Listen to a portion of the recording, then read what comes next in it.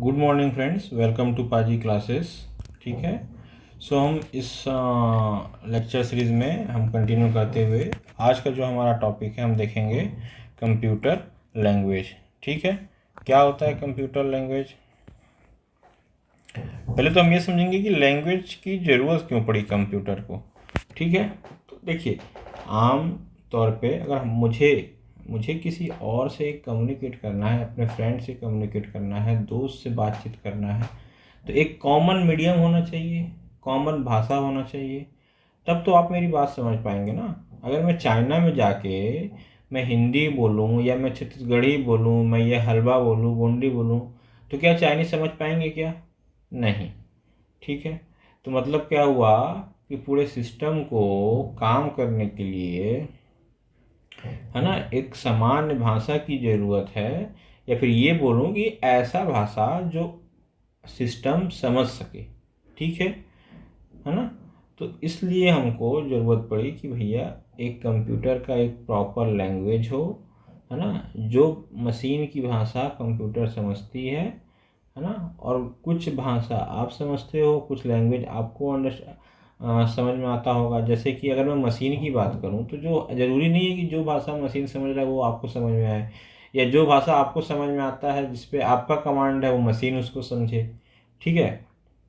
तो हम इस वीडियो में यही देखेंगे कि कंप्यूटर लैंग्वेज कितने प्रकार के होते हैं और कौन कौन सा जो लैंग्वेज है वो कंप्यूटर में किस किस डिवाइस को समझ में आता है, और अगर समझ में नहीं आता है तो उसके लिए हम क्या कर सकते हैं, कैसे हम सिस्टम को समझा सकते हैं कि भैया यूज़र ये बोलना चाह रहा है, आपको आउटपुट में ये देना है। ठीक है। चलिए स्टार्ट करते हैं। देखिए, क्या है computer language are the system of communication, मतलब संचार का एक प्रणाली है। ठीक है। और क्या ये लैंग्वेज जो है ना, ये कंप्यूटर कोड, जो हम कोड लिखते हैं कंप्यूटर में, जो हमारा प्रोसेसर है, जो हमारा लैंग्वेज, मतलब जो कंप्यूटर को चलाने के लिए अलग अलग सॉफ्टवेयर है। अब सॉफ्टवेयर कैसे बनते हैं? सॉफ्टवेयर किसी सिस्टम सॉफ्टवेयर इंजीनियर ने कोडिंग किया होगा। अब कोडिंग किया होगा तो अलग अलग प्लेटफॉर्म पे कोडिंग होता है। ठीक है। अलग अलग लैंग्वेज में कोडिंग होता है। अगर आप सुने होंगे थोड़ा बहुत तो सी, जावा, है ना, इस टाइप के लैंग्वेज होते हैं, उसमें कोडिंग होता है। ठीक है। तो किसी प्लेटफॉर्म पे कोडिंग हुआ है और उस लैंग्वेज को क्या करता है ना, कंप्यूटर द्वारा एग्जीक्यूट किया जाता है। ठीक है। तो इसका मतलब क्या हुआ कि एक प्रोग्राम है, ठीक है, वो कंप्यूटर चलाने के लिए, कंप्यूटर को समझाने के लिए, ठीक है ना, एक सेटअप प्रोग्राम है जिसके बेसिस पे कंप्यूटर समझता है और आगे का अपना कार्य जो है करना रहता है। ठीक है। ये नेक्स्ट देखते हैं क्या है। तो बेसिकली हम देखें तो कंप्यूटर लैंग्वेज को बेसिकली हम 3 टाइप्स में डिवाइड किए हैं। और अगर आप गूगल पे देखोगे या बहुत सारे बुक्स में ये जनरली इसको 2 टाइप्स में डिवाइड करता है।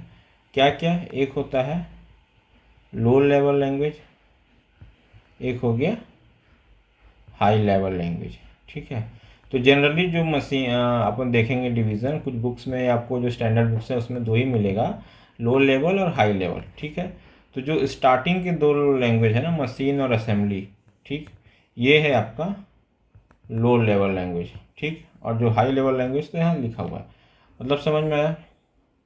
तब ये मशीन लैंग्वेज क्या है, ये असेंबली लैंग्वेज क्या है सर, और सर ये हाई लेवल लैंग्वेज क्या है। चलिए देखते हैं, सब क्लियर हो जाएगा कि क्या क्या है। ठीक। सबसे हम पहले बात करते हैं मशीन लैंग्वेज की। तो मशीन लैंग्वेज क्या है? पहली बात, machine language is A low level language. ठीक है, लो लेवल लैंग्वेज। ठीक। उसके बाद देखिए, कंप्यूटर जो है वो क्या है, वो बाइनरी भाषा समझता है। ठीक है, मतलब 0 और 1 की भाषा बस समझता है। ठीक है। जो मशीन है, कंप्यूटर का जो मशीन है ना, वो 0 और 1 की भाषा समझता है। ठीक है। मतलब क्या हुआ, अगर कमांड को 1 मिला मतलब बोल रहा है कि एक्टिव, ठीक, ट्रू स्टेट है मतलब सही है। 0 मिला मतलब फॉल्स, या ऑफ मतलब बंद, ये ऑन ये ऑफ। तो ये जो कमांड है वो मशीन बस 0 और 1 का समझता है। तो आपको कुछ भी कमांड लिखना होगा, कुछ भी मशीन को समझना होगा, वो आप कुछ भी लिखोगे इंस्ट्रक्शन, वो क्या करेगा, उसको इंस्ट्रक्शन को क्या करेगा, अपने आवश्यकता अनुसार उसको 0 और 1 में कन्वर्ट कर देगा। फिर उसको कंप्यूटर को समझ में आएगा कि अच्छा यूज़र हमको ये कमांड बोल रहा है, फिर क्या करेगा, अगेन उस पर वो प्रोसेस करेगा। समझ में आए? तो ये होता है क्या, मशीन लैंग्वेज। ठीक है, तो आप ये याद रखिएगा कि कंप्यूटर मशीन जो है वो बाइनरी लैंग्वेज ही यूज़ करता है। बाइनरी में 2 डिजिट होते हैं, 0 1, इसलिए इसको बाई बोलते हैं, बाई मतलब 2। ठीक है, ओके। तो सर ये हो गया मशीन लेवल लैंग्वेज। ठीक है, अब देखिए क्या बोलते हैं, ये जो लैंग्वेज है ना, सीपीयू है, ये डायरेक्ट इसको समझ सकता है। ठीक है, नो नीड ऑफ कंपाइलर और असेंबलर की ज़रूरत नहीं होती है। मतलब क्या हुआ कि जब आप कुछ भी इनपुट मशीन लैंग्वेज में सिस्टम को दोगे, ठीक है, तो वो सीपीयू डायरेक्ट उसको समझ लेगा। बट क्या आपको मशीन लैंग्वेज आता है क्या? नहीं। क्या आप मशीन लैंग्वेज के सारे कोड याद रख सकते हो क्या?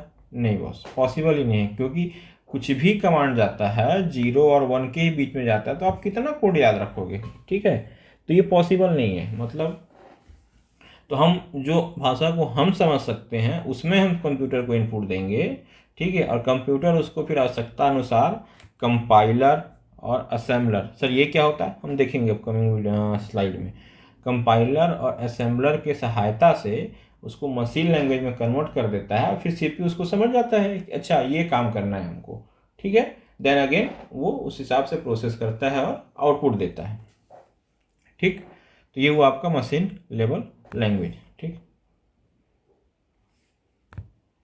देखिए मशीन कोड है, प्लेटफॉर्म टू प्लेटफॉर्म अलग अलग है। अगर अलग अलग है मतलब मैं बात करूं, ठीक है, अगर मैं ऑपरेटिंग सिस्टम का एग्जांपल ले लूं, ठीक है, तो जो ऑपरेटिंग सिस्टम विंडोज़ 95 97, चलिए लेटेस्ट लेते हैं जो आजकल क्या चलता है, विंडोज़ 10 विंडोज़ 11, ठीक है, या फिर यूनिक्स लाइनक्स, ये सब क्या है, ये सब ऑपरेटिंग सिस्टम के एग्जांपल हैं।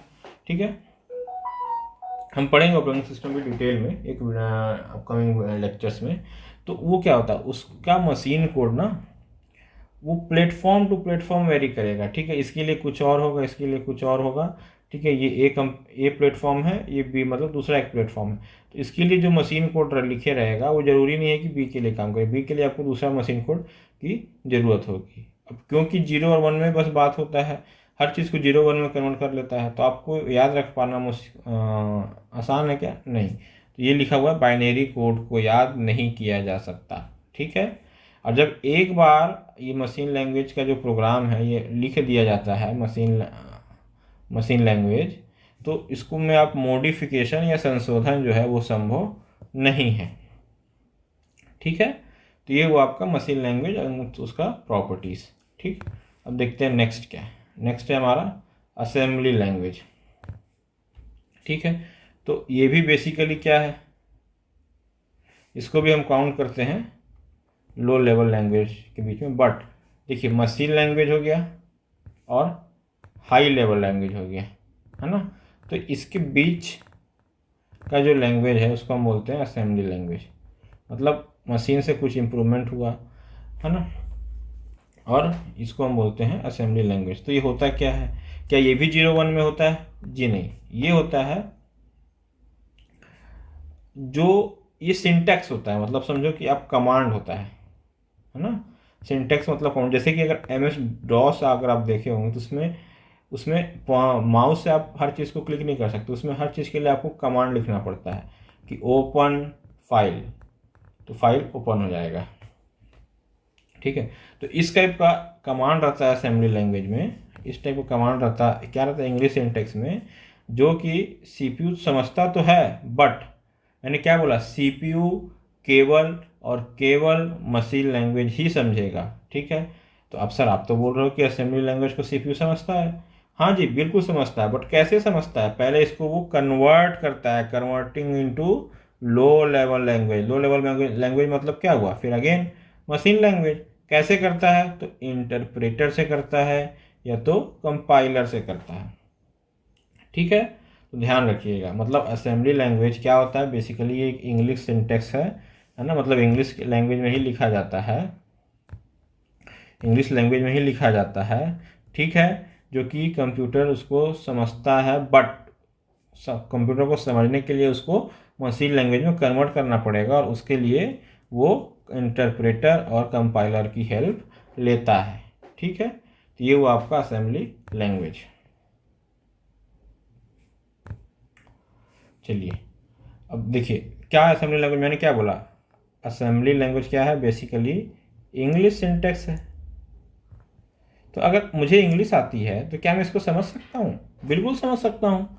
ठीक है, तो क्या हुआ, प्रोग्रामर्स मतलब जो प्रोग्राम लिखते हैं, जो सॉफ्टवेयर इंजीनियर हैं, वो क्या है, वो अंडरस्टैंड कर सकते हैं असेंबली लैंग्वेज को। ठीक है, बट सीपीयू नहीं कर सकता। सीपीयू क्यों नहीं कर सकता, सीपीयू केवल और केवल मशीन लैंग्वेज ही समझता है, ये हमेशा ध्यान रखिएगा, 0 और 1 की भाषा ही समझता है। ठीक है, अच्छा जी, अब बात हुआ कि जो असेंबली लैंग्वेज है, ठीक है, जो इसमें जो कोड लिखे रहता है ना, जो इंस्ट्रक्शन लिखते हैं, वो सेम रहेगा हर चीज़ के लिए। ठीक है, आप किसी भी प्लेटफॉर्म पे बात करोगे, किसी भी ऑपरेटिंग सिस्टम में बात करोगे, तो वो जो इंस्ट्रक्शन है वो सेम रहता है। ठीक है, मतलब हर प्लेटफॉर्म के लिए अलग अलग इंस्ट्रक्शन या जो उसका कोड होता है वो नहीं रहता है। ठीक, अच्छा, अब क्योंकि प्रोग्रामर इंग्लिश समझता है, प्रोग्रामर इंग्लिश समझ रहा है और प्रोग्रामर एक कोड लिखता है, तो क्या प्रोग्रामर को कोड याद रखा जा सकता है, जी बिल्कुल। अगर उसकी याददाश्त अच्छी है, प्रैक्टिस करे, बार बार देखे, तो क्या हो सकता है, जो भी किसी भी प्रोग्राम का कुछ कोड होगा, ठीक है, तो उस कोड को वो याद रख सकता है। ठीक है, तो क्या लिखा है देखिए, तो codes and instruction of assembly language can be memorised, मतलब याद किया जा सकता है। ठीक है, क्यों याद किया जा सकता है, ऑब्वियस ही बात है, अंग्रेजी भाषा है, इंग्लिश में सिंटेक्स लिख रहे हैं तो उसको समझ में आएगा, तो उसको याद रख सकता है। ठीक है, अच्छा, जब वो याद रख सकता है तो उसको बदलना चाहे, मॉडिफाइड करना चाहे तो कर लेगा, जी बिल्कुल। उसको समझ में आ रहा है इंग्लिश में, उसको कहाँ मॉडिफाइड करना उसको ये भी समझ में आ रहा है। ठीक है, तो वो आराम से मॉडिफाइड कर सकता है। तो प्रॉपर्टी समझ में आया कि क्या होता है। चलिए अब हम बात करेंगे हाई लेवल लैंग्वेज। देखिए हाई लेवल लैंग्वेज क्या है, तो हाई लेवल लैंग्वेज बेसिकली अभी जो हम कंप्यूटर पे जो भी लैंग्वेज, जो प्लेटफॉर्म यूज़ होता है ना लैंग्वेज का, ठीक है, कुछ प्रोग्रामिंग होता है तो कौन सा लैंग्वेज में है, तो सी में है, C++ में है, सारा इंटरनेट मोस्टली जो प्लेटफॉर्म बनता है वो सब जावा में बनता है, जावा स्क्रिप्ट हो गया। तो ये सब जो एग्जाम्पल हैं वो है हाई लेवल लैंग्वेज के। वो होता क्या है, बेसिकली सिंपल कमांड है इंग्लिश में, ठीक है, सिंपल इंग्लिश में इसको लिखा जाता है। अगर मैं C++ की बात करूं तो हैश इंक्लूड, है ना, .conio.h, ठीक है, तो ऐसे कमांड आते हैं। ठीक है, लैंग्वेज में लिखा जाता है और इसी के बेसिस पे सेट किया जाता है, तो उस हिसाब से आपको आउटपुट मिलता है। ठीक है, अगर आप देखना होगा ना, तो आप जैसे गूगल खोलते होगे ना या कोई भी फाइल खोलते होगे, तो फाइल के यहाँ राइट साइड में देखना एरो बने रहता है, उसको आप क्लिक करोगे तो उस फाइल का पूरा कमांड लिखे रहता है उसमें। ठीक है, जो थोड़ा बहुत टेक्स्ट से भी है, एक बार आप चेक करिएगा, आपको दिख जाएगा। ठीक, तो high level language is a simple और easy language to understand and, ये क्या होगा, कंप्यूटर समझ में आएगा क्या, नहीं, कंप्यूटर को ये समझ में नहीं आएगा। मतलब कंप्यूटर की बोल रहा हूँ, मतलब क्या हुआ, सीपीयू की मैं बात कर रहा हूँ, सीपीयू को ये भी समझ में नहीं आएगा, बट क्या यूजर को समझ में आएगा, जी बिल्कुल। क्या जो इसके कोडर हैं, प्रोग्रामर हैं, उसको समझ में आएगा, जी बिल्कुल।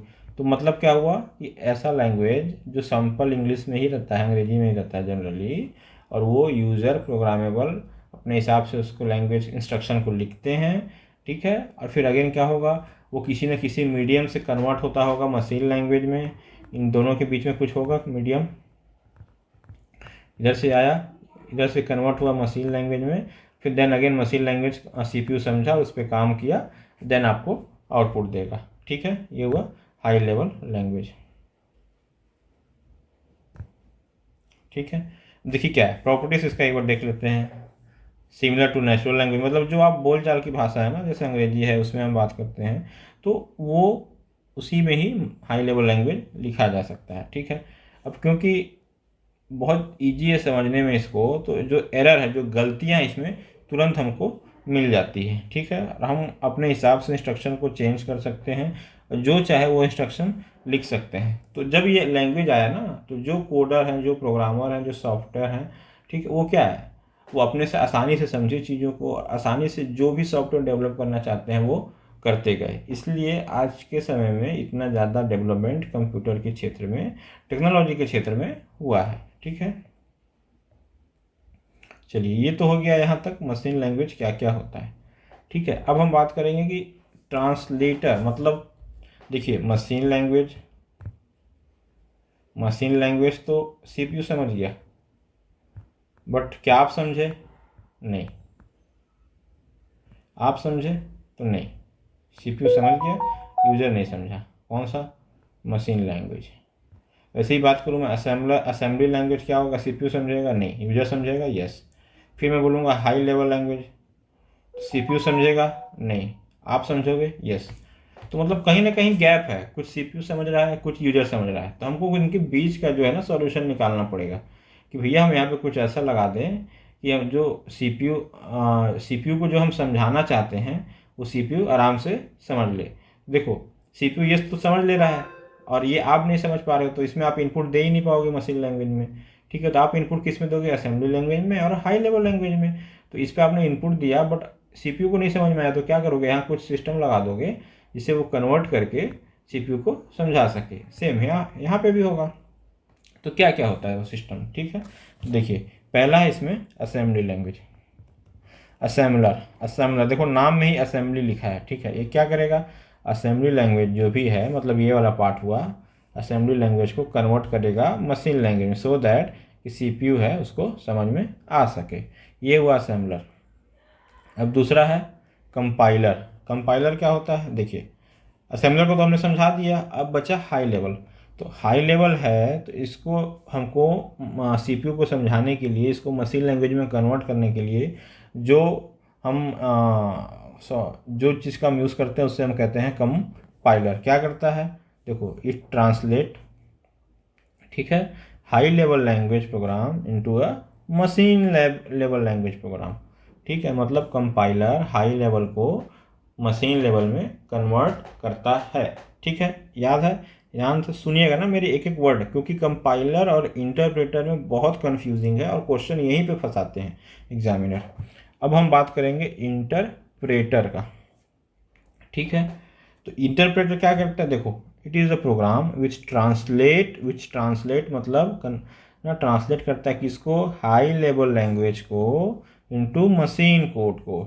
ठीक है, मतलब क्या हुआ? अरे सर कंपाइलर भी तो वही काम कर रहा है, तो फिर हमको इंटरप्रेटर की ज़रूरत क्यों पड़ी? ठीक है, कंपाइलर भी क्या करता है? हाई लेवल लैंग्वेज को मशीन लैंग्वेज में कन्वर्ट करता है। इंटरप्रेटर भी क्या करता है? हाई लेवल लैंग्वेज को मशीन कोड में कन्वर्ट करता है।